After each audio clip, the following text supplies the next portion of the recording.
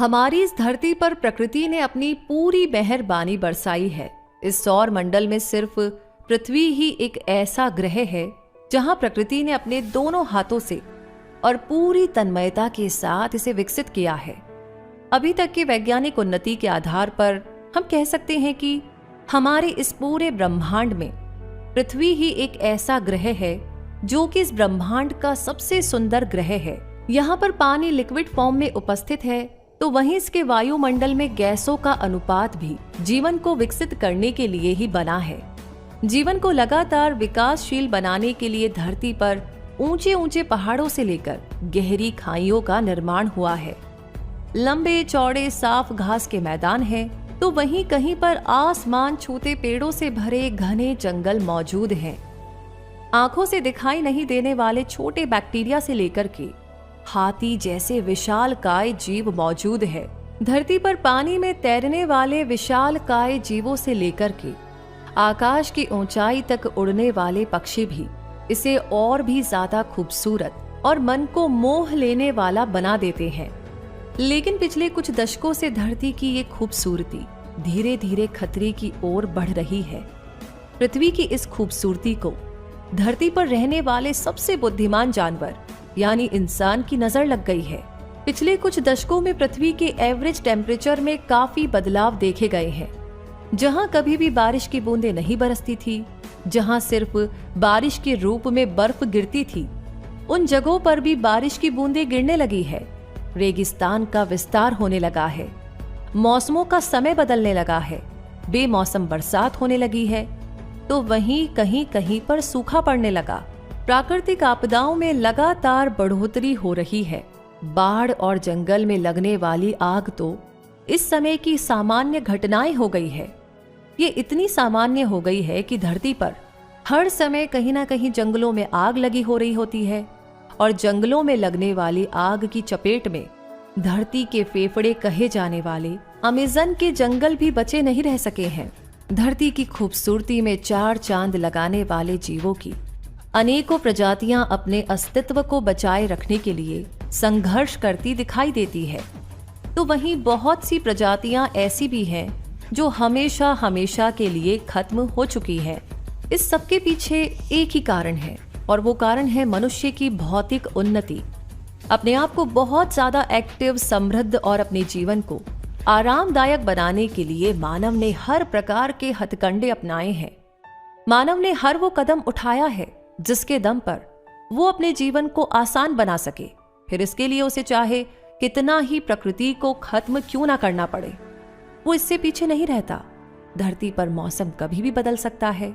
एक पल में ही जहां बारिश से भरे बादल नहीं हो, वहां तेज बारिश हो सकती है, तो वहीं दूर दूर तक तूफान की कोई संभावना ही नजर ना आए, वहां पर भयंकर तूफान आ सकते हैं।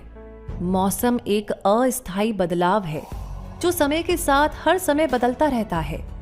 लेकिन जलवायु एक ऐसा फैक्टर है जो हजारों लाखों सालों तक एक जैसा ही बना रहता है। आजकल धरती के इस क्लाइमेट यानी जलवायु में काफी सारे परिवर्तन देखने को मिले हैं। लगातार बदलती जलवायु की वजह से धरती के तापमान में परिवर्तन आ रहा है, जिसके कारण धरती पर गर्मी बढ़ रही है।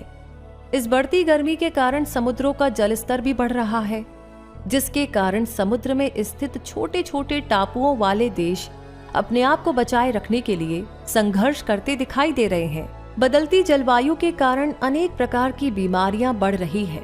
जलवायु परिवर्तन के कारण खाद्य पदार्थों के उत्पादन में भी परिवर्तन देखने को मिला है।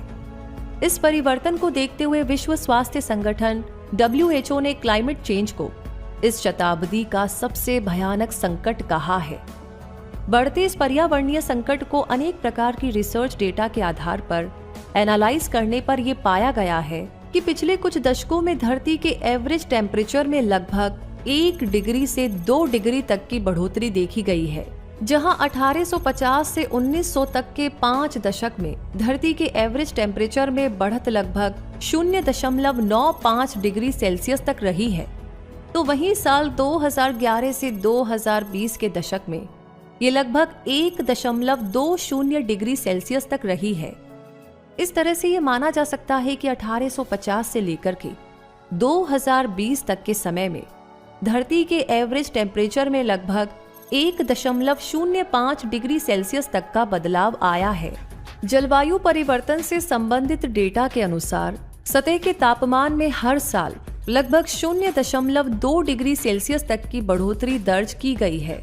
साल 1950 के बाद से धरती के वातावरण में ठंडे दिनों और ठंडी रातों की संख्या में बहुत ज्यादा बढ़ोतरी महसूस की गई है, तो वहीं गर्म दिनों और गर्म रातों की संख्या में बहुत ज्यादा बढ़ोतरी भी देखी गई है। कुछ लोगों का मानना है कि हो सकता है कि धरती के तापमान में लगातार हो रही इस वृद्धि के लिए मानव को ही जिम्मेदार नहीं ठहराया जा सकता, क्योंकि इस तरह तापमान में होने वाले बदलाव और जलवायु परिवर्तन के प्रमाण हमें मानव के अस्तित्व में आने से पहले के समय में भी देखने को मिलते हैं। तो वैज्ञानिक इस बात को स्वीकार करते हैं कि मानव के अस्तित्व में आने से पहले भी धरती के तापमान में और कार्बन डाइऑक्साइड गैस की सांद्रता में भी परिवर्तन आए थे। इन परिवर्तनों के कारण धरती पर अलग अलग प्रकार के पर्यावरण में बदलाव हुए थे।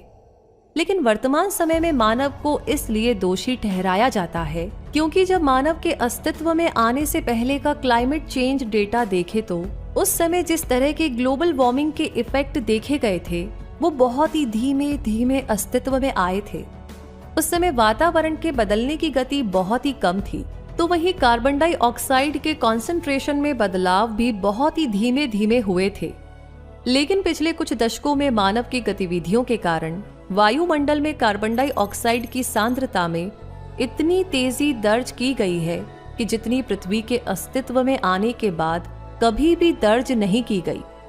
इसलिए इस सब के लिए मानव की भौतिक उन्नति को जिम्मेदार माना जाता है। इसके प्रभाव हम आसानी से महसूस कर सकते हैं। बारिश का मौसम बदलने लगा है, प्राकृतिक आपदाओं की घटनाओं में तेजी आने लगी है। पहले जहां पर बसंत ऋतु आने पर फूल खिलते थे, वे अब बसंत ऋतु आने से पहले ही खिलने लगे हैं। पृथ्वी के वायुमंडल की सबसे ऊपरी परत का तापमान भी लगातार कम हो रहा है, जो इस बात की ओर इशारा करता है कि धरती के वायुमंडल में ग्रीन हाउस गैसों की मात्रा बहुत ज्यादा बढ़ गई है।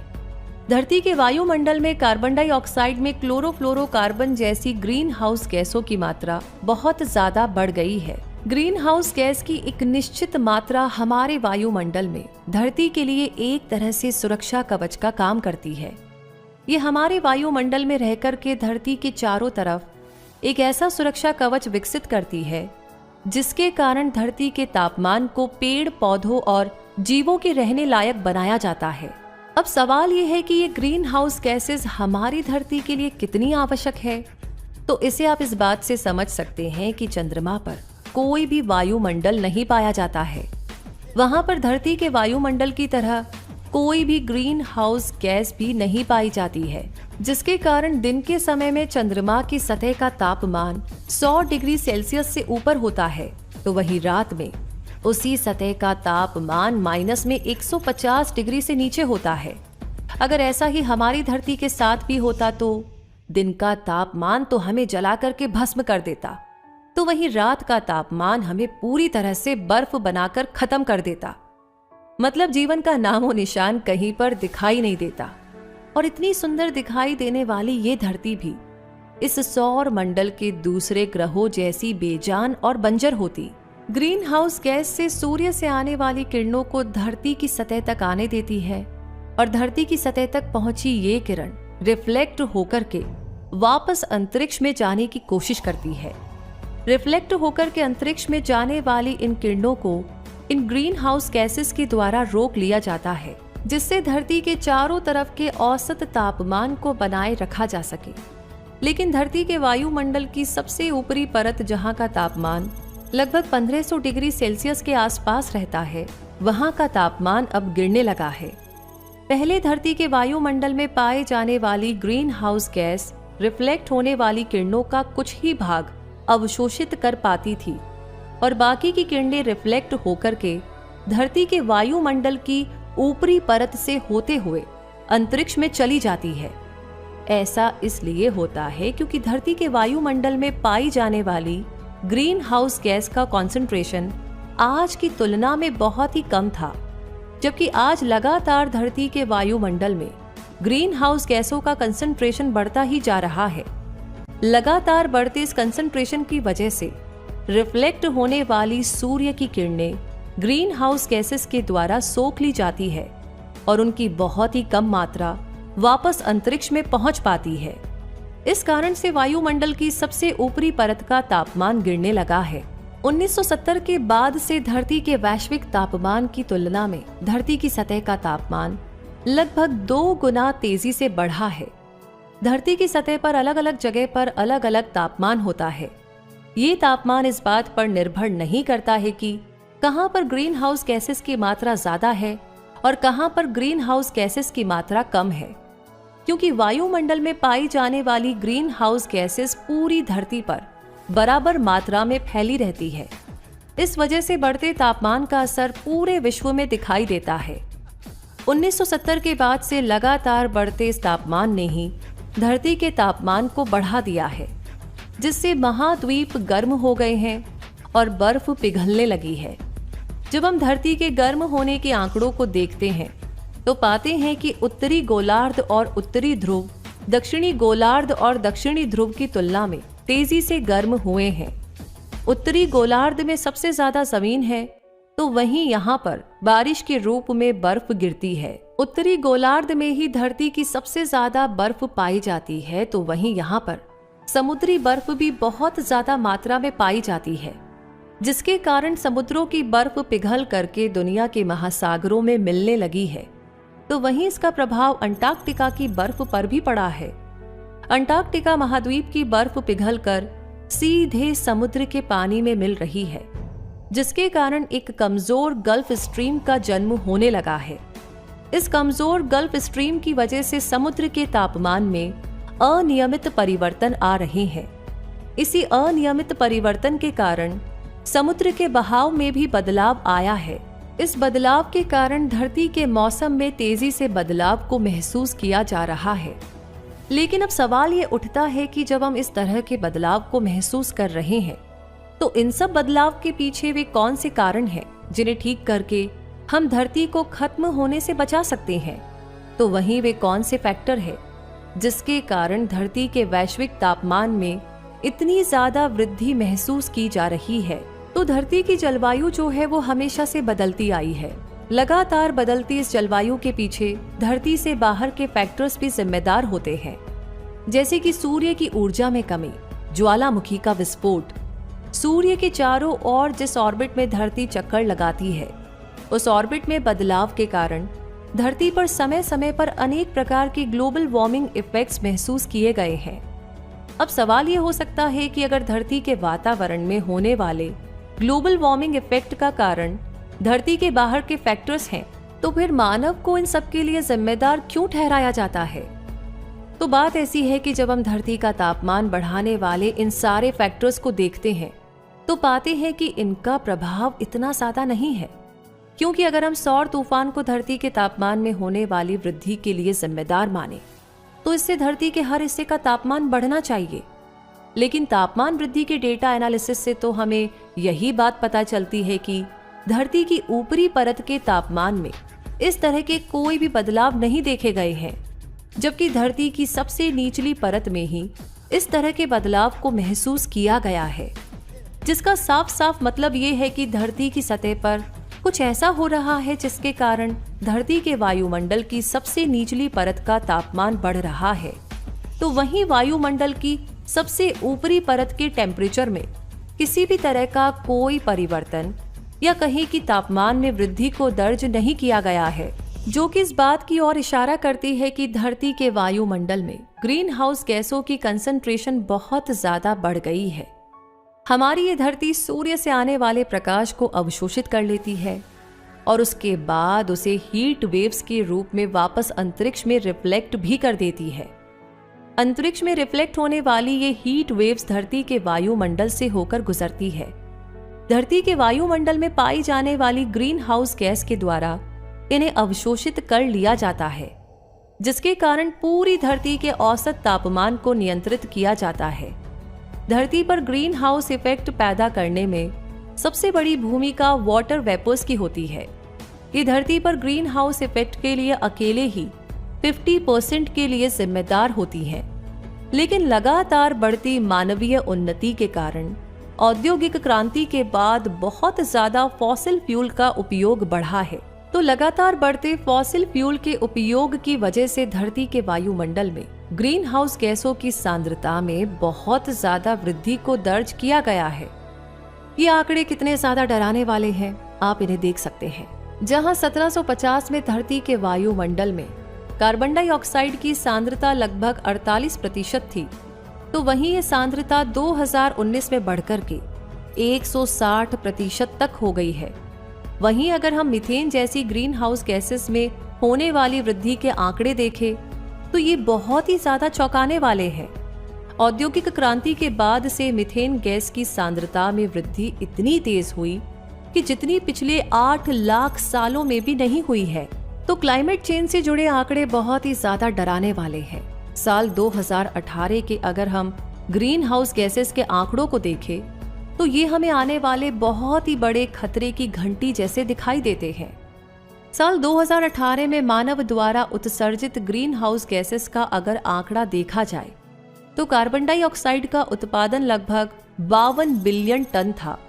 इस कुल ग्रीन हाउस गैसेस के उत्पादन में लगभग 72% हिस्सा कार्बन डाइऑक्साइड का, 19% हिस्सा मीथेन गैस का, 6% हिस्सा नाइट्रस ऑक्साइड का और लगभग 3% हिस्सा फ्लोरिनेटेड गैस का था। तो ये वृद्धि पिछले कई लाख सालों में होने वाली वृद्धि से कई गुना ज्यादा है। कार्बन डाइऑक्साइड गैस का उत्पादन मानव के द्वारा जीवाश्म ईंधन को अधिक मात्रा में जलाने से होता है। तो वहीं बढ़ती जनसंख्या के लिए आवास और भोजन की आवश्यकताओं की पूर्ति के लिए मानव ने तेजी से जंगलों को काटने का काम भी किया है, जिसके कारण भी धरती के वायुमंडल में कार्बन डाइऑक्साइड की मात्रा तेजी से बढ़ी है। इसके अलावा सीमेंट, स्टील, एल्यूमिनियम और उर्वरक बनाने वाली फैक्ट्रियों में होने वाले केमिकल रिएक्शन की वजह से भी धरती के वायुमंडल में कार्बन डाइऑक्साइड की मात्रा बढ़ी है। तो वहीं धरती के वायुमंडल में मीथेन गैस की मात्रा पशुओं के खाद, चावल की खेती, लैंडफिल बेकार पानी, कोयले का खनन और साथ ही साथ धरती से निकाले जाने वाले तेल और गैस के कारण भी बहुत ज्यादा बढ़ी है। धरती पर नाइट्रस ऑक्साइड का उत्पादन जमीन में पाए जाने वाले बैक्टीरिया के कारण होता है।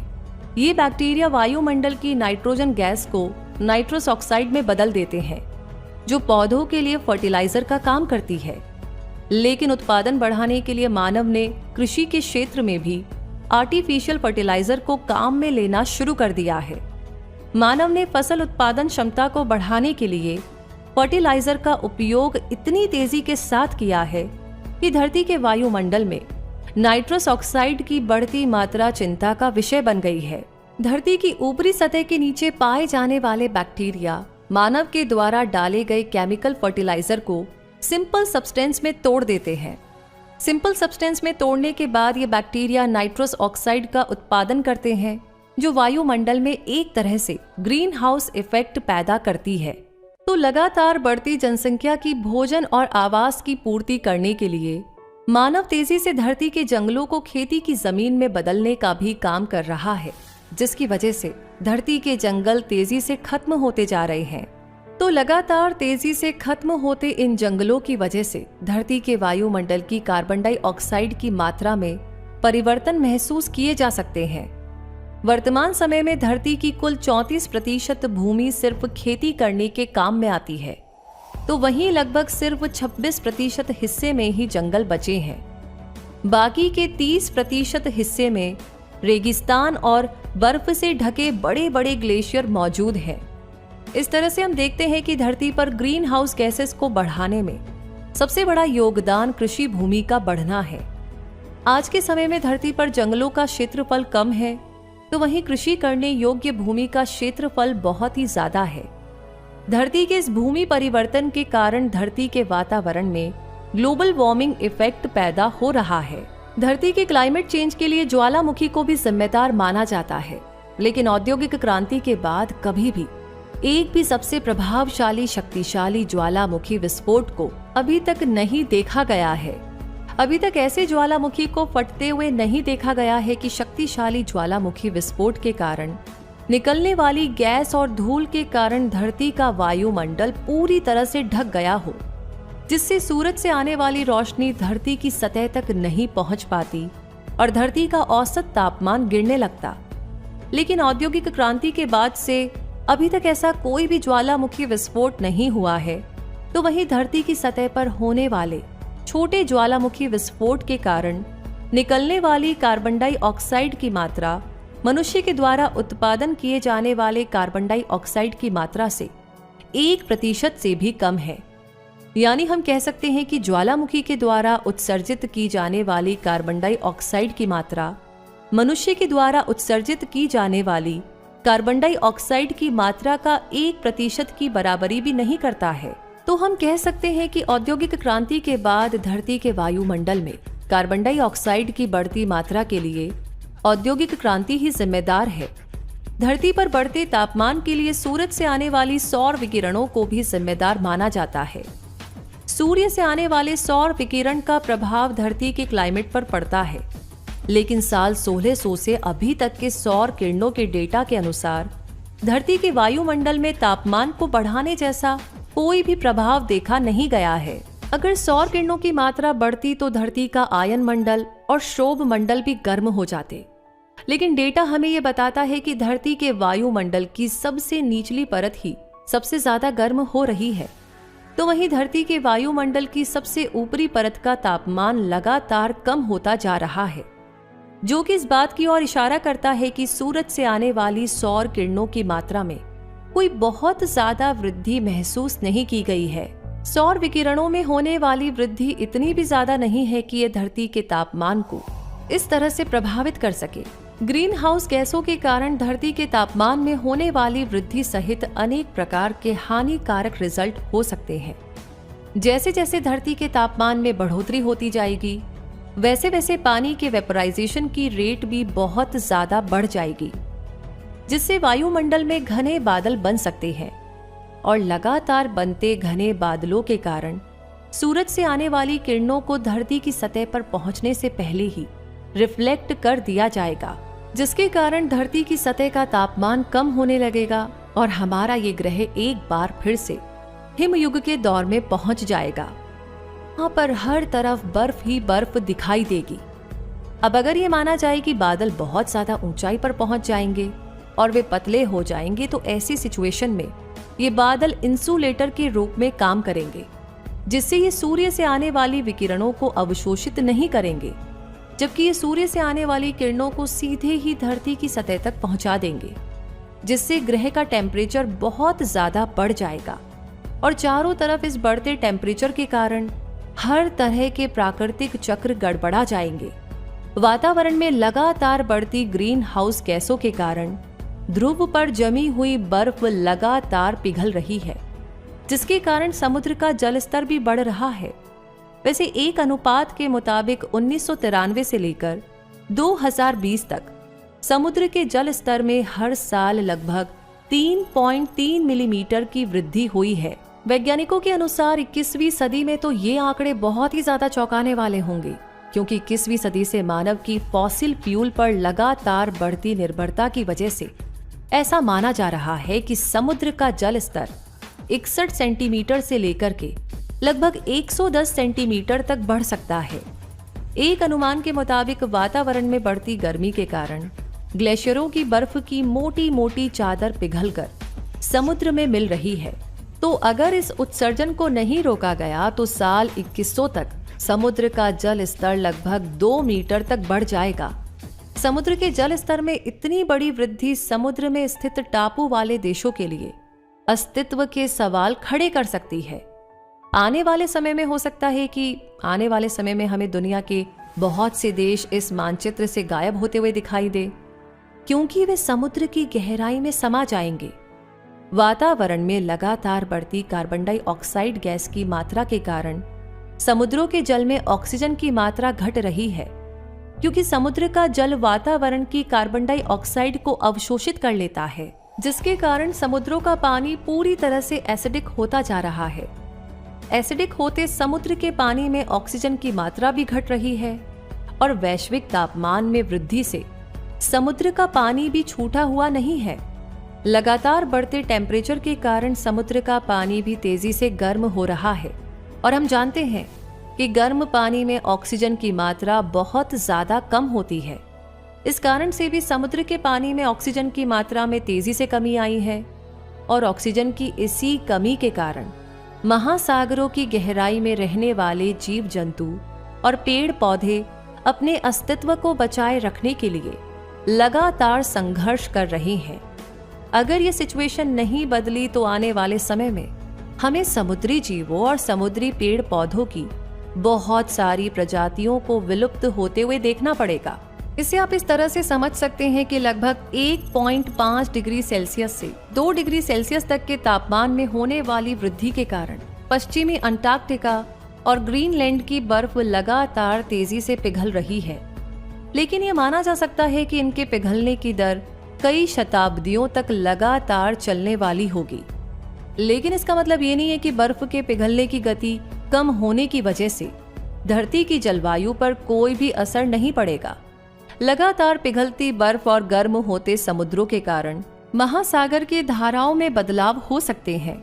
सबसे बड़ी चिंता का विषय तो अटलांटिक मेरिडियनल ओवरटर्निंग सर्कुलेशन का बंद होना है, जिसके कारण उत्तरी अटलांटिक, यूरोप और उत्तरी अमेरिका महाद्वीप में जलवायु परिवर्तन बहुत ही तेजी के साथ और बहुत ही लंबे समय तक प्रभाव डालेंगे। ऐसा नहीं है कि बढ़ती ग्रीन हाउस गैसों की मात्रा का असर बुरा ही हुआ है, इसके कुछ फायदे भी हुए हैं। उनमें से एक फायदा हुआ है कि बढ़ती ग्रीन हाउस गैसों के कारण वातावरण में कार्बन डाइऑक्साइड की मात्रा तेजी से बढ़ी है, जिसके कारण पेड़ों की संख्या भी बढ़ने लगी है। हम कह सकते हैं कि पूरे विश्व में हरियाली का प्रतिशत बढ़ा है, तो वहीं बढ़ती गर्मी के कारण ठंडे पानी में और मीठे पानी में रहने वाली अनेक प्रजातियां ध्रुवों की ओर जाने को मजबूर हुई है। लगातार बढ़ती हीट वेव्स के कारण दुनिया भर में जीवों और पारिस्थितिकी तंत्र के लिए भोजन की उपलब्धता कम हो गई है। एक तरफ जहां पर ग्रीन हाउस गैसों के बढ़ने के कारण हरियाली का प्रतिशत बढ़ा है, तो वहीं पारिस्थितिकी तंत्र में रहने वाले जीवों के लिए खाने का संकट भी खड़ा हो रहा है। इस तरह के विरोधी प्रभाव के कारण ये कह पाना बहुत ही मुश्किल है कि आने वाले समय में किस तरह का जलवायु परिवर्तन हमें देखने को मिलेगा। ग्रीन हाउस गैसों के कारण जलवायु परिवर्तन भी तेजी के साथ बढ़ रहा है। इसके कारण रेगिस्तान का विस्तार बहुत ही तेजी के साथ हो रहा है, तो वहीं उष्णकटिबंधीय वन क्षेत्रों में भी तेजी से रेगिस्तान का विस्तार हो रहा है। इसके कारण इस बात की पूरी संभावना है कि आने वाले समय में जीवों की अनेक प्रजातियां इस धरती से पूरी तरह से विलुप्त हो जाएंगी, क्योंकि जब उन्हें उनके रहने के लिए सूटेबल एनवायरनमेंट या हैबिटेट नहीं मिलेगा, तो वे अपनी जिंदगी को या अपनी प्रजाति को बचाए रखने में सफल नहीं हो पाएंगे। इसी कारण एक ना एक दिन उनकी प्रजाति को पूरी तरह से खत्म होना पड़ेगा। बदलते एनवायरनमेंट और खत्म होते हैबिटेट की वजह से अलग अलग हैबिटेट में रहने वाली स्पीशीज या तो बच्चे पैदा नहीं कर पाएंगी, या फिर पैदा हुए इनके बच्चे इस माहौल में, इस एनवायरनमेंट में जीवित नहीं रह पाएंगे, जिसके कारण लगातार घटते हुए इनकी संख्या एक दिन पूरी तरह से खत्म हो जाएगी। वैसे जमीन की तुलना में महासागरों का पानी धीरे धीरे गर्म होता है, लेकिन जलवायु परिवर्तन का प्रभाव महासागरों में बहुत ही तेजी से देखने को मिला है। यहाँ ठंडे पानी में रहने वाले जीव महासागरों के पानी के बढ़ते तापमान की वजह से तेजी से बर्फीले क्षेत्रों की तरफ बढ़ने लगे हैं। इस कारण से बहुत सी स्पीशीज के लिए बदलते एनवायरनमेंट की वजह से जीवन का संकट खड़ा हो गया है। वातावरण में बढ़ती कार्बन डाइऑक्साइड की मात्रा के कारण समुद्र के पानी में भी कार्बन डाइऑक्साइड की मात्रा तेजी से घुलने लगी है, जिसके कारण समुद्र का पानी धीरे धीरे एसिडिक होता जा रहा है। लगातार एसिडिक होते समुद्र के पानी के कारण मसल्स, वर्नाकल्स और कोरल जैसे जीवों के लिए कंकाल खोल बनाना मुश्किल हो गया है। बिना कंकाल के या फिर कमजोर कंकाल की वजह से पानी में शिकारियों से अपनी सुरक्षा कर पाना इन जीवों के लिए बहुत ही कठिन काम हो जाएगा। लगातार बढ़ती समुद्र की एसिडिक नेचर और गर्म होते पानी और लगातार घटती ऑक्सीजन की मात्रा के कारण समुद्र में जीवों के लिए पर्याप्त मात्रा में भोजन की आपूर्ति धीरे धीरे घट रही है। भोजन की कमी के कारण बहुत से जीवों की प्रजातियां खत्म हो रही है। और आने वाले समय में हमें समुद्री जीवन में जलवायु परिवर्तन के कारण बहुत बड़ा नुकसान उठाना पड़ सकता है। समुद्र के पानी में लगातार बढ़ती ब्लीचिंग की मात्रा के कारण ग्रेट बैरियर रीफ को खतरा पैदा हो गया है। पूरी दुनिया में स्थित है ग्रेट बैरियर रीफ, जो कि धीरे धीरे खत्म होने लगी है। ग्रीन हाउस गैसों के कारण धरती के तापमान में होने वाली वृद्धि और बदलते क्लाइमेट के कारण ही साल 2020 में ऑस्ट्रेलिया के जंगलों में भयानक आग लगी थी। इस भयानक आग के कारण ऐसा माना जाता है कि यहाँ पर लगभग 1 करोड़ से ज्यादा जीव जिंदा जल गए थे, जिसके कारण हम कह सकते हैं कि ऑस्ट्रेलिया में पाया जाने वाला झाड़ियों का ये पारिस्थितिकी तंत्र पूरी तरह से बर्बाद हो गया। तरह से जंगलों में आग लगने वाली घटनाएं लगातार बढ़ते तापमान के कारण सामान्य होती जा रही है। अपनी जरूरतों को पूरा करने के लिए मनुष्य तेजी से जंगलों का सफाया कर रहा है। पहले ही धरती पर प्राकृतिक आपदाओं के कारण जंगलों पर संकट के बादल मंडराए हुए हैं, तो वहीं दूसरी तरफ मानव की नीतियों के कारण भी तेजी से जंगल खत्म हो रहे हैं। इसका प्रभाव ये हुआ कि जंगलों में रहने वाले जीवों की प्रजातियों के लिए आवास और भोजन का एक बड़ा संकट खड़ा हो गया है। ऐसा नहीं है कि जंगलों के खत्म होने का प्रभाव जंगलों में रहने वाले जीवों पर ही पड़ता है, बल्कि इसका प्रभाव मानव के जीवन पर भी बड़ा ही गहरा पड़ता है। जंगलों के खत्म होने से मनुष्य पर सबसे बुरा प्रभाव ये पड़ता है कि मनुष्य के जीवन की बहुत सारी चीजों की आपूर्ति सिर्फ जंगल से ही होती है। लेकिन जब जंगल पूरी तरह से खत्म हो जाएंगे तो इन चीजों की आपूर्ति पूरी तरह से बंद हो जाएगी। बहुत सारी दवाइयां हमें जंगलों से ही मिलती है, जिसके कारण मनुष्य अपने आप को स्वस्थ बनाए रख पाता है। लेकिन जब जंगल पूरी तरीके से खत्म हो जाएंगे तो मनुष्य के लिए अपने आप को स्वस्थ बनाए रखना बहुत ही मुश्किल हो जाएगा। तो इस तरीके से लगातार बढ़ती ग्रीन हाउस गैसों के कारण धरती का सुरक्षा कवच कहलाने वाली ओजोन परत भी इससे बची नहीं है। क्लोरोफ्लोरोकार्बन के मॉलिक्यूल अब वायुमंडल की इस परत तक पहुंचने लगे हैं, जिसके कारण यहाँ पर ओजोन गैस की सांद्रता में तेजी से कमी हो रही है। ओजोन गैस की सांद्रता में होने वाली कमी मानव जीवन के लिए किसी खतरे से कम नहीं है, क्योंकि ओजोन परत पृथ्वी के वायुमंडल में सूर्य से आने वाली अल्ट्रावायलेट किरणों को रोकने का काम करता है। जब ये ओजोन परत धीरे धीरे खत्म हो जाएगी तो इसके कारण सूर्य से आने वाली अल्ट्रावायलेट किरणें सीधी धरती की सतह तक पहुंचने लगेगी। धरती की सतह तक पहुंचने वाली इन अल्ट्रावायलेट किरणों के कारण मनुष्य की डीएनए में भी बदलाव हो सकते हैं, जिसके कारण मनुष्य बहुत सारी गंभीर बीमारियों की चपेट में आ सकता है, जो बढ़ते बढ़ते एक दिन महामारी का रूप ले लेंगी। वर्तमान समय में एलर्जी और स्किन से जुड़े रोग और कैंसर जैसी बीमारियां आम हो गई है। जहां पहले इन बीमारियों से बहुत ही कम लोग पीड़ित हो पाते थे, तो वहीं आज इन बीमारियों से पीड़ित लोग हमारे आसपास एक अच्छी खासी संख्या में मिल जाते हैं। हमारे लिए किसी बड़े खतरे से कम नहीं है, क्योंकि जहां हम भौतिक उन्नति करते हुए अपने जीवन को आरामदायक बनाने की कोशिश कर रहे हैं, तो वहीं आरामदायक बनते इस जीवन के कारण हम प्रकृति की भी बलि चढ़ाते ही जा रहे हैं। प्रकृति की बलि चढ़ाने के कारण लगातार अनेक प्रकार के बुरे प्रभाव हमें देखने को मिल रहे हैं और क्लाइमेट लगातार बदल रहा है। मनुष्य भी इसी क्लाइमेट और इस पारिस्थितिकी तंत्र का हिस्सा होने की वजह से इसके प्रभाव से बच नहीं सकता। इस कारण से अगर मनुष्य अभी भी नहीं संभला तो आने वाले समय में उसे बहुत ही बड़े बड़े खतरों का सामना करना पड़ेगा। हो सकता है कि एक दिन मनुष्य प्रजाति ही पूरी दुनिया से खत्म हो जाए। इसीलिए विश्व स्वास्थ्य संगठन यानी कि WHO के आंकड़ों की माने तो जलवायु परिवर्तन के कारण आने वाले साल 2030 से 2050 के बीच लगभग 2,50,000 मौतें सिर्फ और सिर्फ क्लाइमेट चेंज के कारण ही होंगी।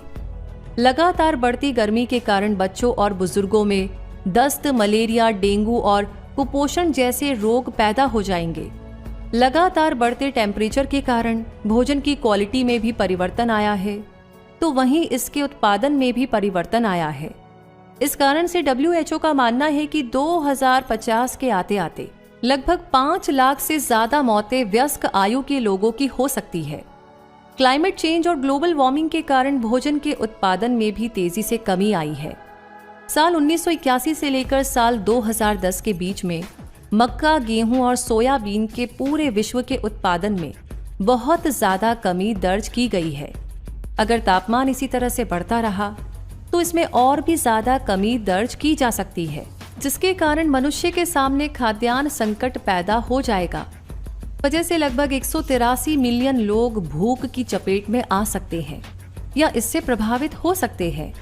अब ऐसा नहीं है कि ग्रीन हाउस गैसों का प्रभाव सिर्फ खाद्यान्न जरूरतों पर ही पड़ेगा, बल्कि इसका प्रभाव बहुत सारे लोगों को गरीबी रेखा से नीचे भी पहुंचा सकता है। विश्व बैंक के एक अनुमान के मुताबिक साल 2030 तक आते आते पूरी दुनिया में लगभग 120 मिलियन लोग गरीबी रेखा से नीचे चले जाएंगे और गरीबी रेखा से नीचे जाने का प्रमुख कारण क्लाइमेट चेंज ही होगा। तो बढ़ती गरीबी के कारण मनुष्य के द्वारा बनाया गया खुद का सामाजिक ढांचा भी टूट जाएगा, क्योंकि अपने भोजन की आवश्यकता की पूर्ति के लिए व्यक्ति अपराध का सहारा लेगा और इस वजह से समाज में तेजी से आपराधिक घटनाएं बढ़ेंगी। लगातार बढ़ती इन आपराधिक घटनाओं की वजह से एक दिन मनुष्य का सामाजिक ताना बाना भी पूरी तरह से ढह जाएगा। इसलिए जरूरी है कि समय रहते ही हमें अभी ही संभलना चाहिए और हमारी आने वाली पीढ़ी के लिए एक सुरक्षित भविष्य की नींव रखनी चाहिए।